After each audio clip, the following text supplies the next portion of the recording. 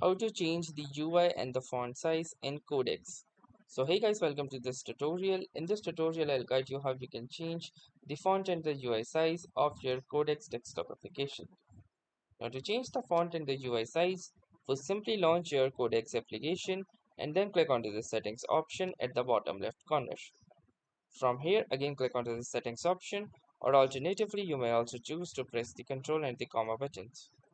Now within the settings, click onto the third option, which is the appearance, and under the appearance simply scroll down until you see both of these options, the first one being the UI font size, from where you can adjust the base size used for the Codex UI, and the another one, that is the code font size, using which you can adjust the base size used for code across chat and TIFFs.